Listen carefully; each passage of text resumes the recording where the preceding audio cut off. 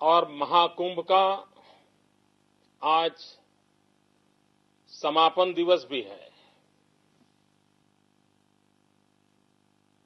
कभी कभी लगता है कि भारत में जिस प्रकार से इस महाकुंभ का आयोजन होता है, उस महाकुंभ की ओर अगर विश्व किसी और देश में हुआ होता तो न जाने इतने विविध पहलुओं पर उसके श्रद्धा के संबंध में, उसकी योजना के संबंध में, इतनी बड़ी भारी तादाद में मिलियंस ऑफ मिलियन पीपल का इकट्ठा होना, यानी प्रति दिवस ऐसा लगता है कि यूरोप का कोई छोटा देश गंगा के किनारे पर रोज इकट्ठा होता था। ये सामान्य घटना नहीं है, सामान्य रूप से उसको देखा नहीं जा सकता। लेकिन पश्चिम के देशों को जिस प्रकार से चीजों को ब्रांडिंग करना, मार्केटिंग करने का कौशल्य है, इतना सारा सामर्थ्यवान ये इवेंट होने के बाद भी हम दुनिया के सामने हमारे देश के लोगों की इस शक्ति का परिचय नहीं करवा सकते। आज शिवरात्रि है, भगवान शिव जी को पूरा हिंदुस्तान याद करता है।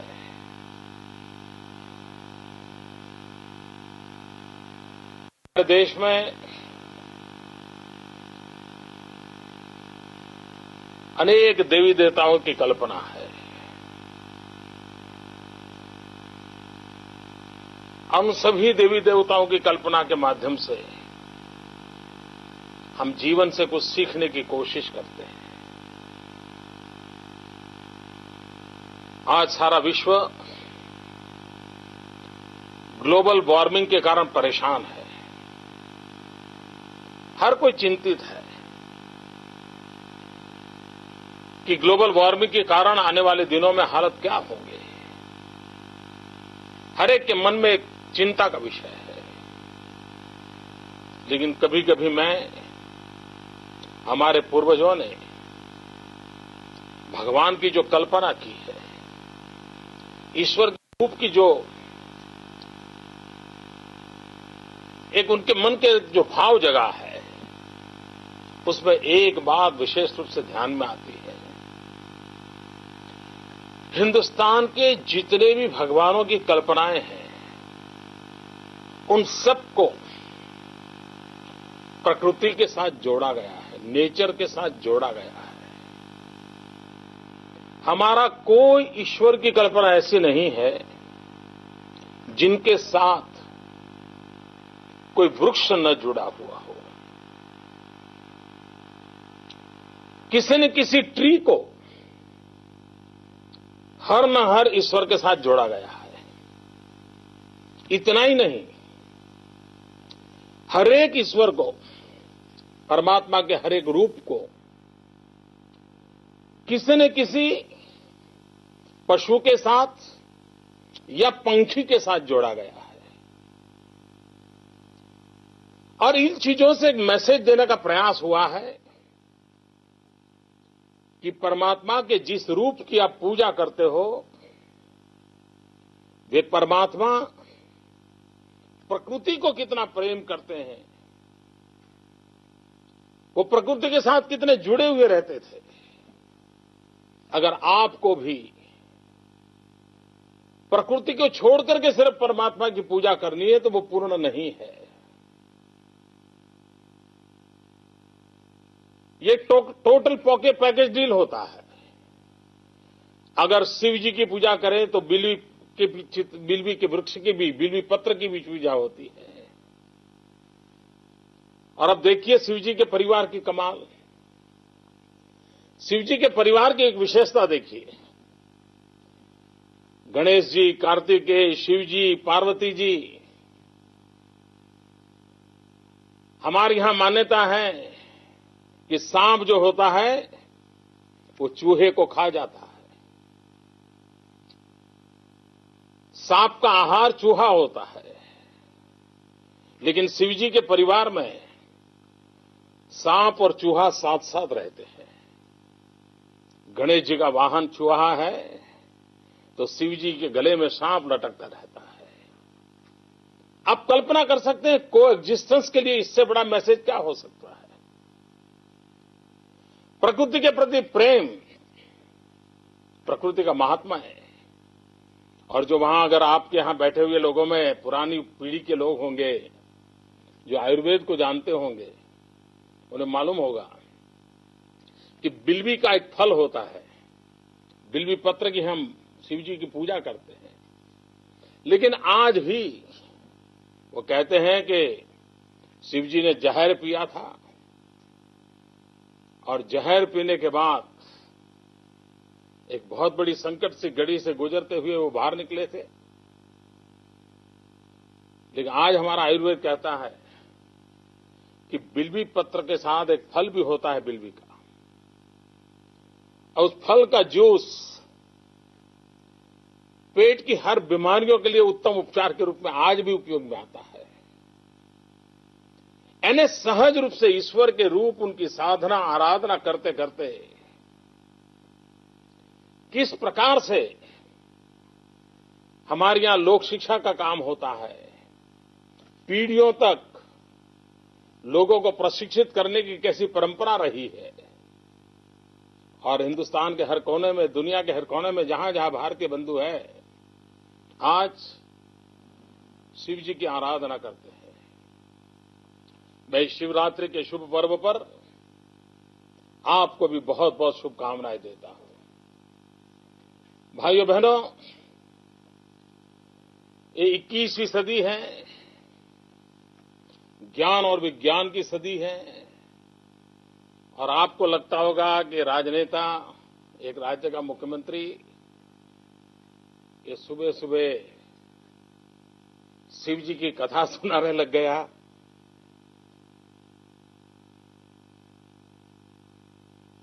आपके मन में सवाल उठना बहुत स्वाभाविक है। लेकिन भाइयों बहनों, सार्वजनिक जीवन में शिव जी से एक प्रेरणा तो जरूर मिलती है। वो प्रेरणा है जहर पीने की और जहर पचाने की। और ईश्वर हम सबको दे शक्ति दें कि हम भी हर प्रकार की कटुता, बुराइयां, विकृतियां, इस रूप में जो जहर है, उस जहर को पचा करके हमारे भीतर से अमृत की वर्षा का संभावना पैदा हो, हमारा मन मस्तिष्क, हमारा मन मंदिर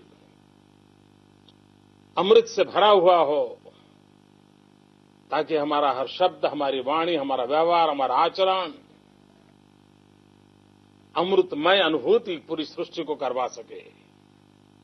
और हम हिंदुस्तानी इन जिन परंपराओं से जुड़े हुए हैं, हम जरूर, अगर चाहिए, हम अगर सोचें, हम तय करें, तो आज भी हम लोगों में वो सामर्थ्य है, हम उसे कर सकते हैं। हमारे पूर्वजों का तो मंत्र रहा था, वयम अमृतस्य पुत्राः, हम अमृत के रूप है, अमृतम, इस सोच के हम लोग हैं। और इसलिए भाइयों बहनों, जिनके पास ये सामर्थ्य होता है, वे बहुत भी कर सकते हैं। भाइयों बहनों, आज फिर एक बार मुझे शिवरात्रि के पावन पर्व पर आपको मिलने का सौभाग्य मिला है।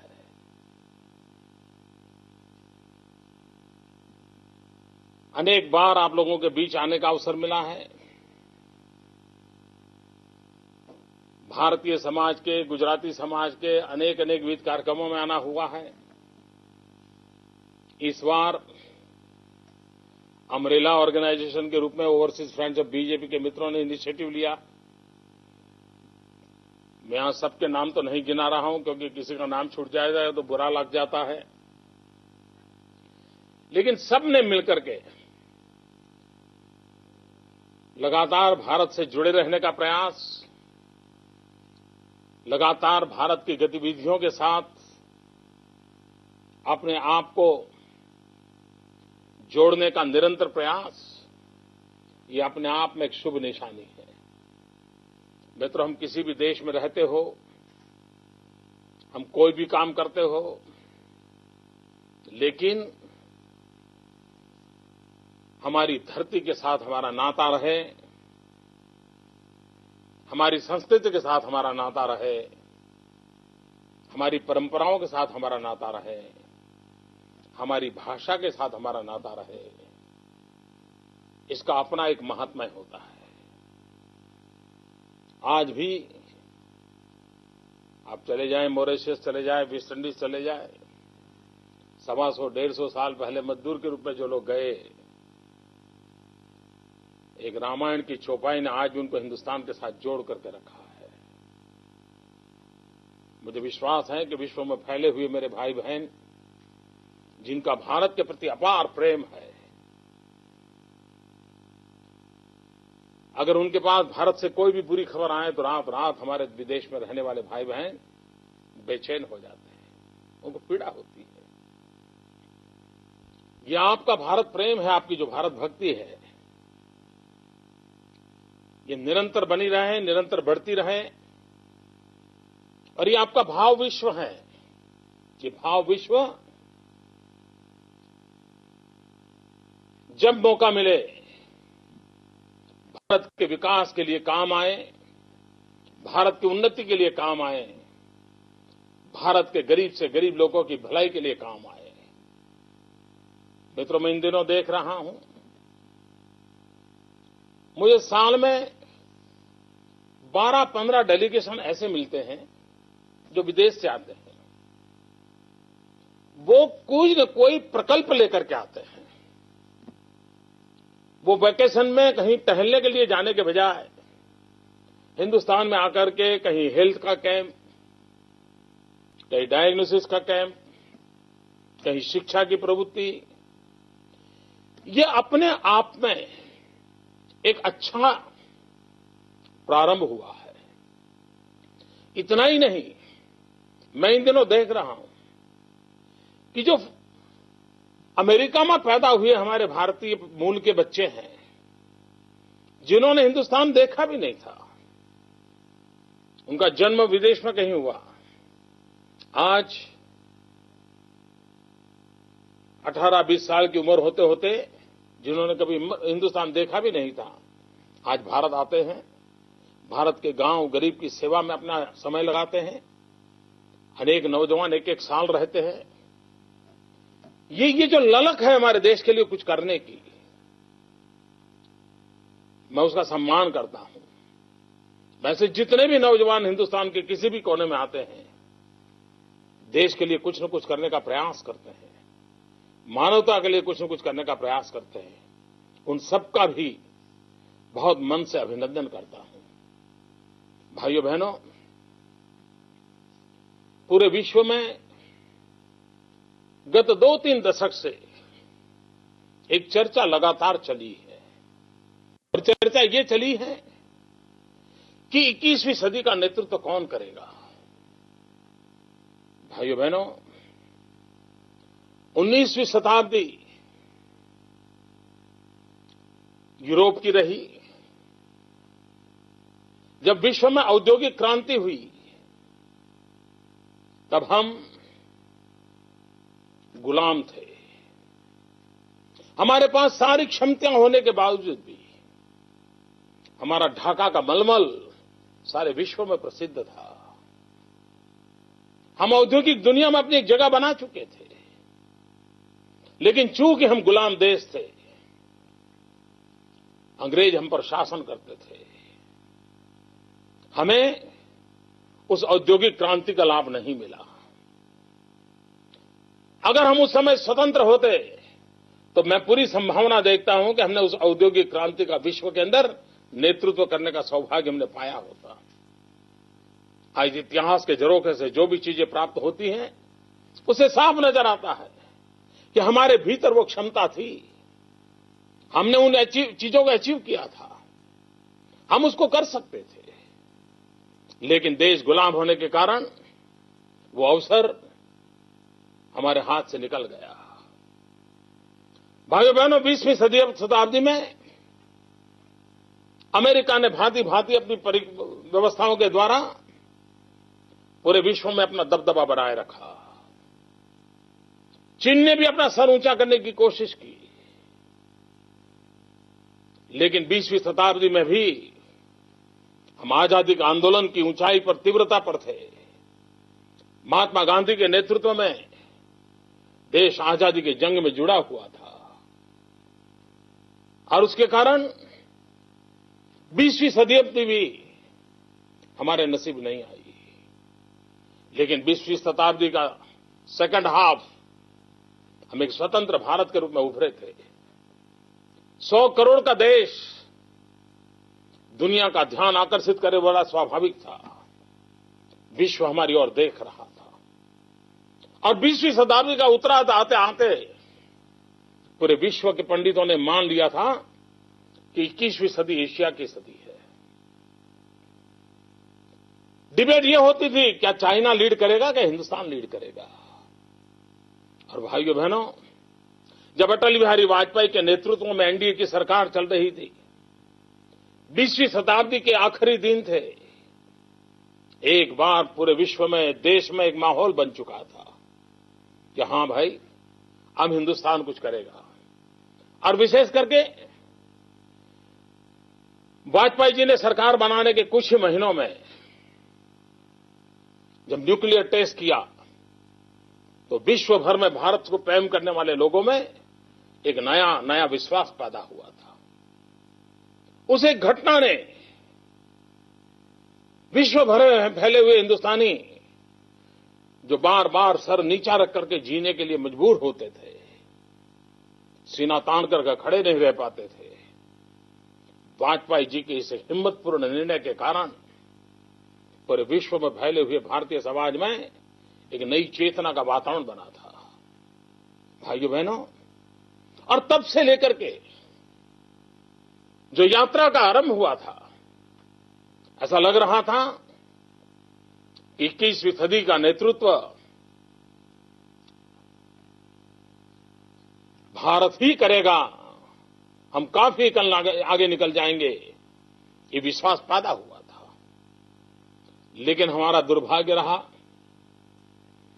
कि 21वीं सदी के पहले दशक के पिछले 6-7 साल का समय उन घटनाओं की परंपराओं को सरत रहा है, जिसके कारण पूरे विश्व में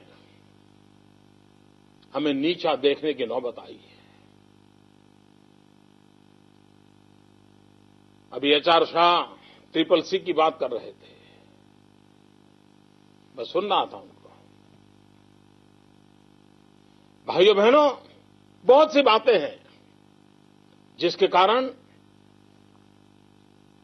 एक चिंता का माहौल बना हुआ है। भाइयों बहनों, एक तरफ इस प्रकार की स्थिति और उस तरफ उस ऐसे माहौल में जब चारों तरफ अंधेरा हो तो कहीं दूर सुदूर भी एक दिया जलता है तो उस पर ध्यान जाना बड़ा स्वाभाविक है। और ऐसे माहौल में गुजरात ने वो दिया जलाने का काम किया है, एक आशा का संचार पैदा करने का काम किया है। बहुत तेज गति से ऊपर उठा हिंदुस्तान 21वीं सदी के प्रारंभिक वर्षों में ही इस प्रकार से उसकी हालत हो जाए तो किसी को भी चिंता होने का स्वाभाविक था। और ऐसे समय गुजरात की विकास यात्रा की चर्चा देश और दुनिया में पहुंचने लगी। विश्व के लोग गुजरात की तरफ देखने लगे। 21वीं सदी के पहले के दशक में 2-2 बार रिसेशन का बहुत बड़ा खतरा पैदा हुआ पूरी अर्थव्यवस्था पर। अमेरिका जैसे देश भी रिसेशन के कारण हिल गए थे। आर्थिक संकट पूरे विश्व को दबोच रहा था। उस निराशा के माहौल में भी गुजरात ने आर्थिक विकास की कोशिशों को जारी रखा। उस संकट के में भी हमने वो स्थितियां अपनाने की कोशिश की जैसे हम रुके नहीं। मित्रों, जब दुनिया में रिसेशन आया तो हमारे मन में एक विचार आया कि भले ही मंदी का माहौल क्यों न हो, लेकिन जो व्यापारी है, उद्योगकार है, वो अपने कारखाने बंद करना नहीं चाहता है। वो कॉम्पिटिटिव वर्ल्ड के अंदर अपने प्रोडक्ट को सस्ते में तैयार करके खड़ा रहना चाहता है। और इसलिए अगर मैन्युफैक्चरिंग प्रोसेस को एफिशिएंटली करना, सस्ते में होना, ये अगर हम प्लेटफॉर्म क्रिएट करते हैं तो दुनिया में मंदी के दौर होने के बाद भी लोग हमारी तरफ आएंगे। और हमने इस व्यू को अपनाया और उस व्यू का परिणाम ये हुआ कि गुड गवर्नेंस के कारण, एफिशिएंसी के कारण, पीसफुल लेबर के कारण, चीप लेबर के कारण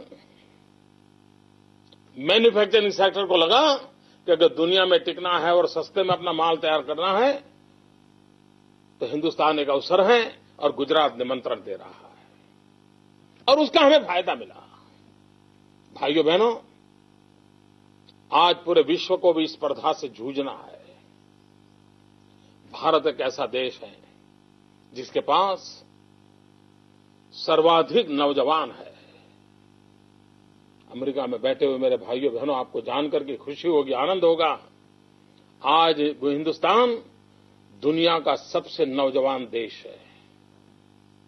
65% हमारी जनसंख्या 35 साल से नीचे की उम्र की है। आप कल्पना कर सकते हो कि इतना यौवन से भरा हुआ देश, जिसके नौजवानों के नौजवान सपने होते हैं, जिसमें साहस होता है, सामर्थ्य होता है, अगर उस शक्ति पर हम कॉन्सेंट्रेट करें तो हम कितनी स्थितियों को बदल सकते हैं।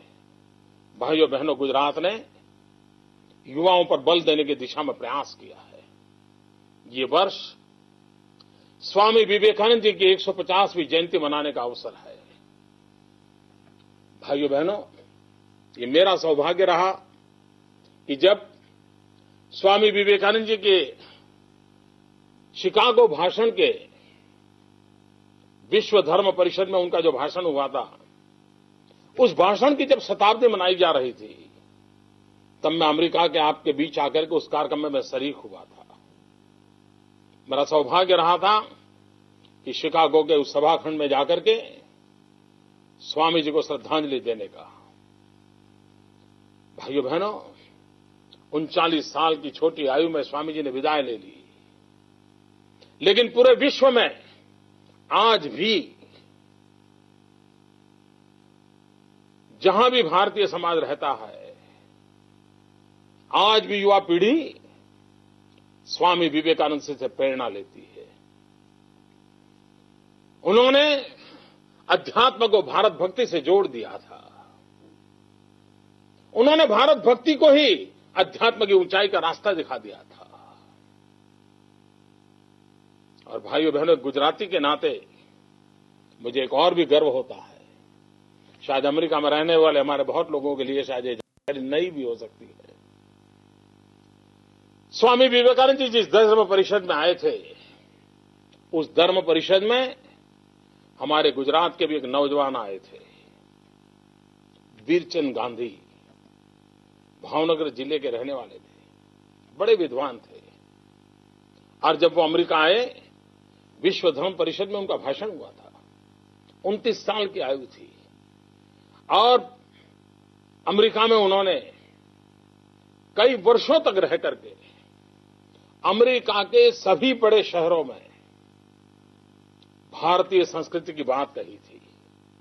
वो विवेकानंद जी के साथ बड़े निकट थे उनकी पढ़ाई गांधी जी के साथ हुई थी। और आज भी शिकागो में वीरचंद गांधी की प्रतिमा है, बहुत कम लोगों को मालूम होगा। और ये दुर्दैव देखिए कि Vivekananda ji at the age of 39 हमें छोड़ के चले गए, और वीरचंद गांधी भी एट द एज ऑफ 37 हमें छोड़ के चले गए। और हमारे गुजरात में जो किताब भी प्रसिद्ध हुई है, गांधी बिफोर गांधी, मोहनलाल करमचंद के गांधी के पहले वीरचंद गांधी ने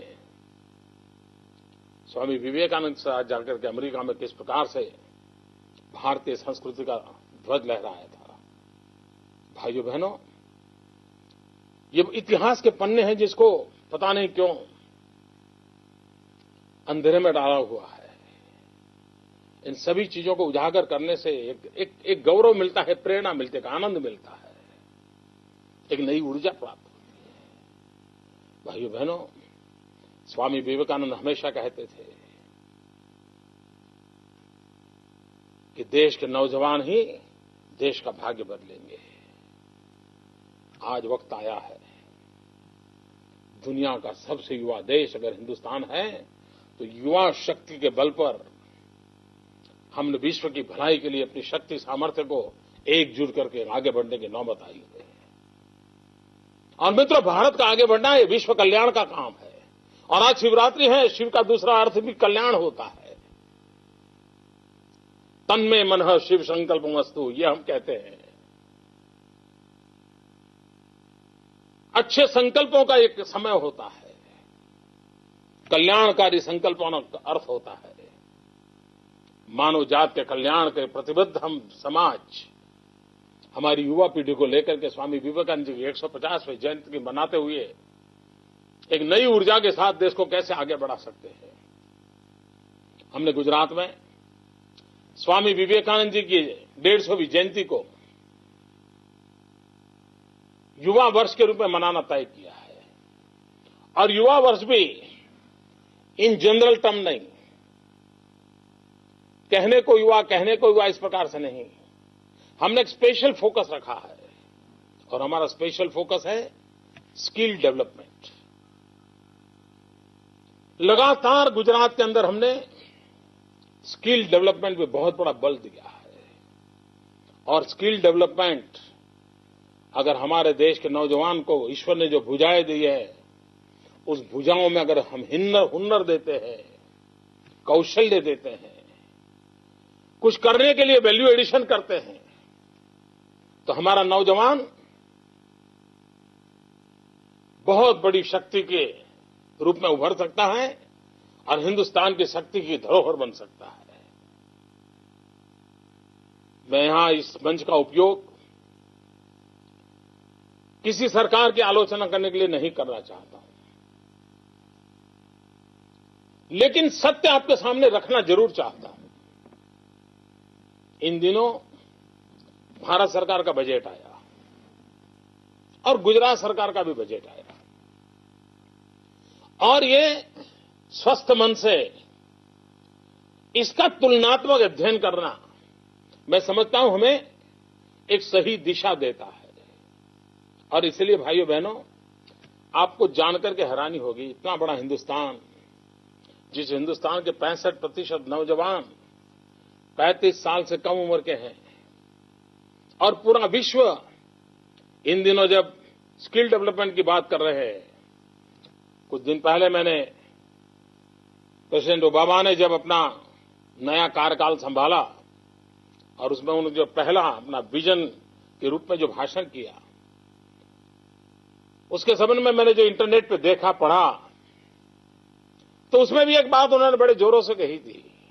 अमेरिका में स्किल डेवलपमेंट के महात्म्य को उन्होंने बड़ी गंभीरता से पेश किया था। हम पिछले 2 साल से लगातार स्किल डेवलपमेंट के अभियान को चला रहे हैं।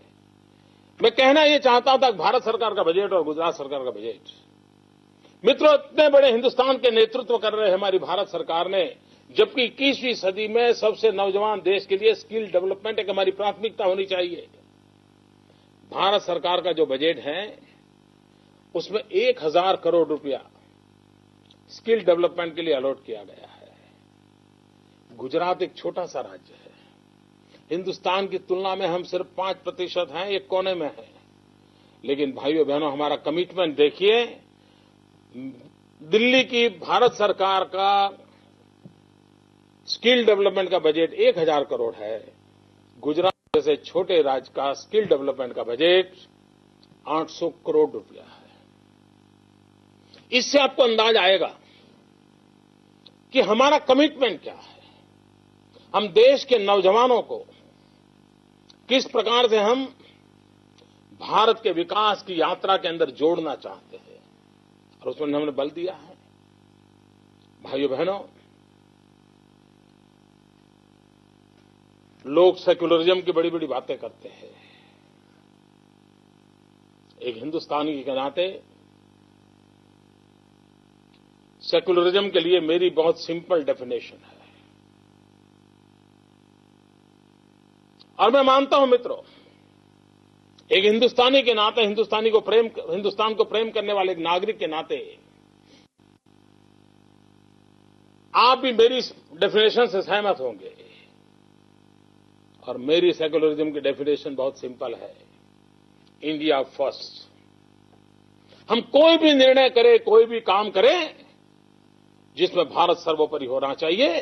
भारत की भलाई से नीचे कम कुछ नहीं होना चाहिए। अगर ये रहा तो सारा सेक्युलरिज्म अपने आप हमारी रगों में दौड़ने लग जाएगा।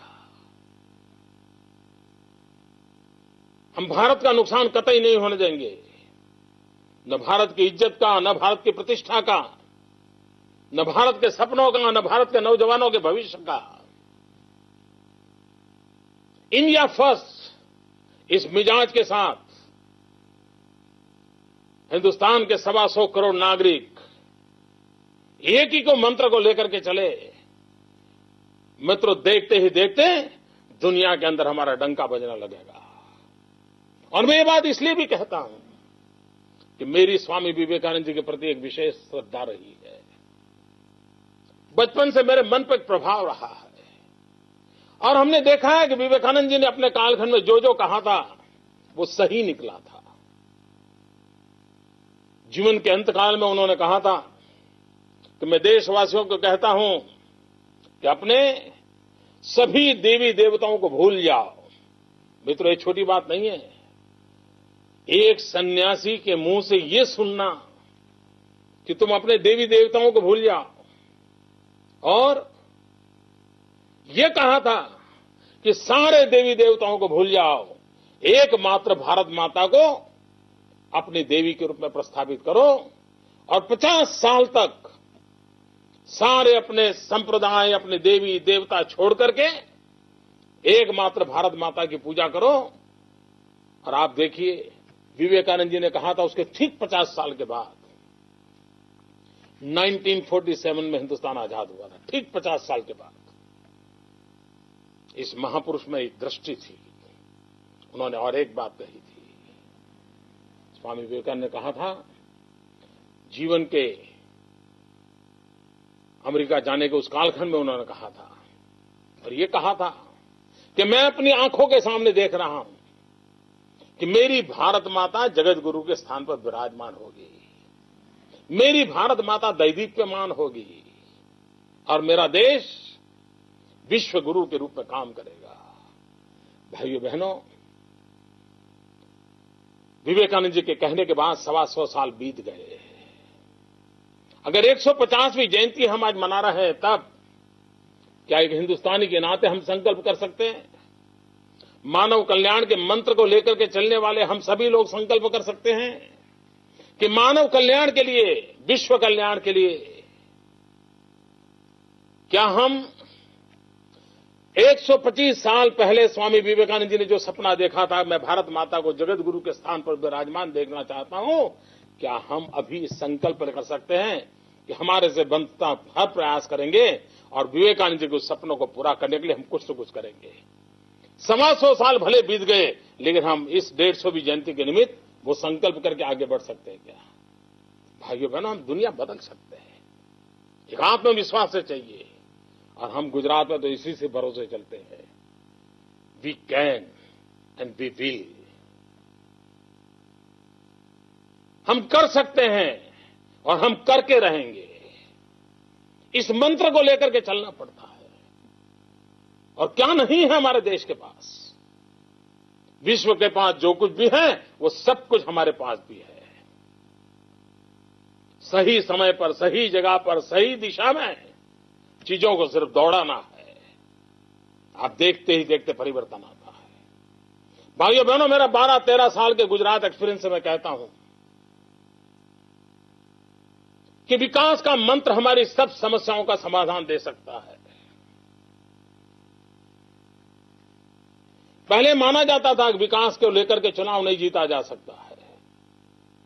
मित्रों, गुजरात की जनता ने ये दीर्घदृष्टा का दर्शन करवाया है। समाज कैसा विजनरी होता है वो गुजरात के मतदाताओं ने दिखाया है। और गुजरात के मतदाताओं ने विकास को वोट देने का संकल्प प्रकट किया। मित्रों, आज गुजरात विक्ट्री के लिए आपने मुझे अभिनंदन करने के लिए वीडियो कॉन्फ्रेंस में निमंत्रित किया है। भाइयों बहनों, ये विक्ट्री नरेंद्र मोदी की नहीं है। ये चुनाव विजय, निरंतर चुनाव विजय, लगातार चौथी बार मुख्यमंत्री बनना, 3 बार हैट्रिक करना, ये अपने आप में कोई नरेंद्र मोदी का करिश्मा नहीं है। भाइयों बहनों, अगर ये विजय है तो मेरे गुजरात के नागरिकों का विजय है, गुजरात के मेरे मतदाताओं का विजय है, जिन्होंने विकास पर विश्वास किया, जिन्होंने विकास के महत्व को समझा और जिन्होंने पिछले 10 साल 12 साल के अंदर अनुभव किया। देर कहीं होती होगी, कुछ कमी रहती होगी, कुछ कठिनाइयां रहती होगी, लेकिन उसके बावजूद भी यही रास्ता है, विकास का ही रास्ता है, जो आज नहीं तो कल हमारी समस्याओं का समाधान करेगा, हमें कठिनाइयों से मुक्त करेगा, हमारे सपनों को साकार करने के लिए यही एक रास्ता काम आएगा। ये गुजरात के मतदाताओं ने स्वीकार किया है। और गुजरात के मतदाताओं ने पूरे देश के अंदर एक विश्वास पैदा करने का मैसेज दिया है कि बाकी सब छोड़कर के एक मंत्र को पकड़ लो, डेवलपमेंट। गुजरात को विकास भी करना है, गुजरात को आधुनिक भी बनना है, गुजरात को संस्कार की भी चिंता करनी है, गुजरात को संस्कृति की भी चिंता करनी है। और इन सब की चिंता करते हुए आगे बढ़ना, इसी मॉडल को लेकर के हम प्रस्तावित करना चाहते हैं। भाइयों बहनों, कभी गुजरात ने कहा नहीं है कि हमारे यहां कोई मुसीबत ही नहीं है, हमारे यहां कोई कमियां नहीं है, लेकिन हमने ये विश्वास पैदा किया है कि हम कमियों को दूर करने के लिए पूरा प्रयास करेंगे। और भाइयों बहनों, मुझे एक बात की खुशी है, इन दिनों गुजरात की चर्चा क्या होती है, नरेंद्र मोदी की चर्चा क्या होती है, गुजरात सरकार की चर्चा क्या होती थी। मित्रों, हिंदुस्तान के अंदर किसी सरकार के करप्शन की चर्चा होती है, किसी सरकार के कोई भले बुरे आचरण की चर्चा होती है, लेकिन गुजरात की चर्चा होती है तो क्या होती है कि भाई गुजरात के अंदर 24 घंटे बिजली है, लेकिन थोड़ी महंगी है, कोई कहता है सस्ती है, कोई कहता है अच्छी है। पानी है तो कोई कहता है हाँ यार पहले पानी नहीं पहुंचता था, अभी तो पहुंच रहा है, लेकिन अभी इतना बाकी है। कोई माल न्यूट्रिशन की चर्चा करता है। कहने का तात्पर्य यह है मित्रों कि जब भी गुजरात की चर्चा होती है तो विथ रेफरेंस टू डेवलपमेंट होती है, और उसमें हमारी कमियां भी उजागर होती है, और मैं उसका स्वागत करता हूं, क्योंकि ये तो दावा नहीं कर सकता कि इतने सालों की सब बुराइयों को कोई एक आदमी ने एक दशक में ही पूरा कर दिया होगा, लेकिन लोग इतना विश्वास करते हैं कि भाई यही रास्ता है जिससे अंधेरा छटने वाला है। और मित्रों, मैं कहता हूं एषः पंथाः, यही रास्ता है, और वो रास्ता है डेवलपमेंट। मित्रों, राजनेता कभी डरते हैं, और हमारे देश में पॉपुलरली कहा जाता है good economics is a bad politics. ये मानी हुई बातें मानी गई है। डेवलपमेंट से चुनाव नहीं जीते जाते, चुनाव तो जोड़ तोड़ से जीते जाते हैं। भाइयों बहनों, चुनाव जीते या हारे, ये मकसद नहीं होना चाहिए। मकसद ये होना चाहिए कि अगर आपको 5 साल के लिए जनता ने काम दिया है तो उस 5 साल में जनता का काम को आप प्राथमिकता दीजिए, पूरा कीजिए। चुनाव तो बाय प्रोडक्ट होता है। अगर आप अच्छा काम करोगे, निरंतर अच्छा करोगे, बिना स्वार्थ को करोगे, तो लोग आपकी गलतियां भी माफ करते हैं। मतदाता ज्यादा उतार होता है।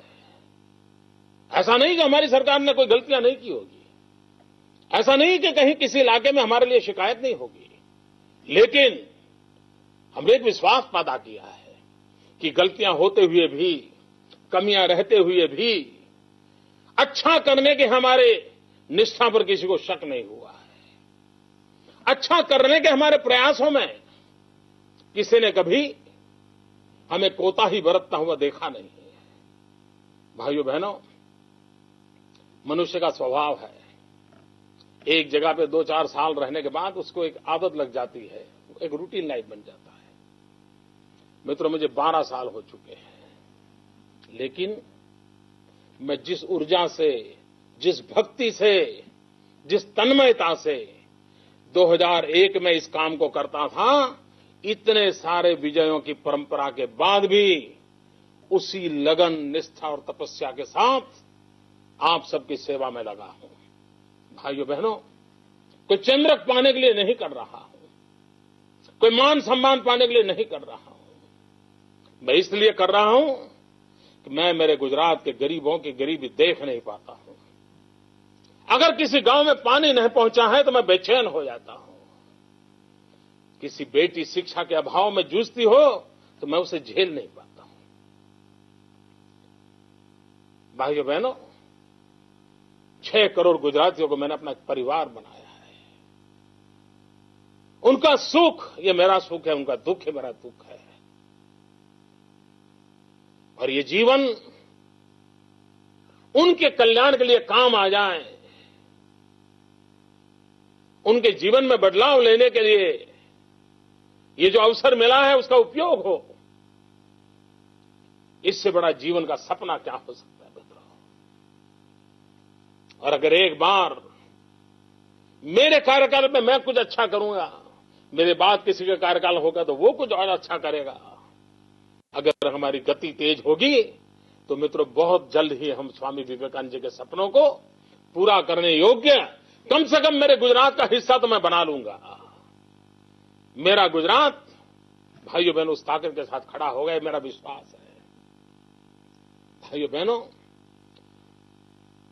हमने एक नया संकल्प लेकर के आगे बढ़ना है, हमें एक नया विश्वास लेकर के आगे बढ़ना है। और विश्व भर में फैले हुए मेरे भाइयों बहनों, एक बात में आपको भी अब गुजरात के प्रति आकर्षण होता होगा। वहां गुजरात के बाहर के भी बहुत लोग बैठे हैं। आपने देखा होगा गुजरात ने एक क्षेत्र में इन दिनों में अपनी जगह बनाई है। टूरिज्म के मैप पर गुजरात का कभी नामो निशान नहीं था। द्वार ज्योतिर्लिंग दादा सोमनाथ हमारे यहां बैठे हो, द्वारका श्री कृष्ण की नगरी हमारे पास हो, महात्मा गांधी का पोरबंदर हमारे पास हो, साबरमती का आश्रम हमारे पास हो, गिर के सिंह हो, लायन हो, कच्छ का सफेद रण हो, 1600 किलोमीटर लंबा समुद्र किनारा हो, क्या नहीं है, सब कुछ है। आज भी है, पहले भी था, लेकिन भाइयों बहनों हमने उस तरफ ध्यान नहीं दिया था। गुजरातीज आर बेस्ट टूरिस्ट, लेकिन Gujarat was never a tourist destination. और आप देखिए दुनिया के किसी भी कोने में जाइए, आपको गुजराती लोग मिलेंगे मिलेंगे मिलेंगे। किसी भी तीर्थ क्षेत्र में जाइए, कभी भी टूरिस्ट प्लेस पर जाइए, आपको गुजराती वहां मिलेगा ही मिलेगा। अरे आप 5 स्टार होटल में ठहरे होंगे तो आप देखना कि अपने डिब्बे में से थेपला निकाल करके गुजराती खाता हुआ आपको 5 स्टार होटल में दिखाई देगा। तो अपने घर से सुखड़ी और थेपला लेके आता है। भाइयों बहनों, हम गुजराती बहुत अच्छे टूरिस्ट हैं, लेकिन Gujarat was never a tourist destination. पिछले 3-4 साल से हमने लगातार कोशिश की और उसका नतीजा क्या है? आज हर घर में एक बात होती है, कुछ दिन तो गुजारो गुजरात में, कच्छ नहीं देखा तो कुछ नहीं देखा। हर कोई बोलने लगा है। मित्रों, टूरिज्म का जो बढ़ावा हुआ है, उसके कारण गुजरात में जो हॉस्पिटैलिटी इंडस्ट्री का बढ़ावा हुआ है, बहुत तेजी से गुजरात का अपना एक आकर्षण बनता जा रहा है। मैं आपको निमंत्रण देता हूं, आप भी गुजरात को देखने के लिए आइए। फील गुजरात, एंजॉय गुजरात, आपको मैं निमंत्रण देता हूं। और मैं विश्व में फैले हुए मेरे भारतीय भाइयों को हमेशा विनती करता हूं कि हम लोग व्रत बनाएं कि साल में कम से कम 10 परिवार, 15 परिवार जो नॉन इंडियन फैमिलीज हैं, उनको हिंदुस्तान देखने के लिए प्रेरित करें, उनको भारत देखने के लिए भेजें, समझाएं, आग्रह करें। ताजमहल देखना हो तो ताजमहल देखें, जहां जाना है जाए, लेकिन उनको भेजें। मित्रों, सिर्फ विश्व में फैले हुए हिंदुस्तान के मेरे मित्रों के माध्यम से अगर एक साल में एक परिवार हमारा 10 परिवारों को यहां भेजता है, तो आज हिंदुस्तान जो टूरिज्म के क्षेत्र में है, उससे 100 गुना आगे बढ़ सकता है। आप कहिए मुझे इतनी बड़ी देश की सेवा होगी कि नहीं होगी?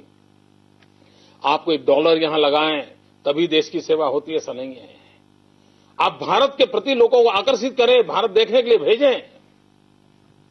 और मित्रों, एक बार टूरिस्ट आने लगेगा तो व्यवस्थाएं भी विकसित होने लगेगी, क्योंकि जो व्यापारी होता है वो ग्राहक की आवश्यकता को समझता है, वो धीरे धीरे अपना कल्चर और व्यवस्थाओं को विकसित करता है, और देखते ही देखते पूरे विश्व के लिए एक सुप्रीम टूरिस्ट डेस्टिनेशन के रूप में हिंदुस्तान उभर सकता है। और गरीब से गरीब को रोजी रोटी देने का सामर्थ्य उसमें है। मैं आपसे आग्रह करता हूं, हमारे होटल मोटल एसोसिएशन के लोग अगर चाहें तो उनके हर क्लाइंट को रोज हिंदुस्तान का नजारा दिखा सकते हैं अपने रूम के वीडियो पर। लोग आएंगे, टूरिज्म बढ़ेगा, और इन दिनों बढ़ रहा है। बहुत बड़ी मात्रा में विदेश से लोग टूरिस्ट के रूप में हिंदुस्तान आ रहे हैं, गुजरात भी आ रहे हैं। मित्रों, गरीब से गरीब लोगों को रोजी रोटी देने की ताकत इस क्षेत्र में है। इसको बढ़ावा देने का हमारा प्रयास है। भारत का एवरेज जो टूरिज्म ग्रोथ है, उससे गुजरात का टूरिज्म ग्रोथ अनेक गुना ज्यादा होने लगा है, लेकिन उसको हमें और आगे बढ़ाना है। मैं आपको निमंत्रण देता हूं भाइयों कि आप इसमें सहयोग कीजिए। मैं फिर एक बार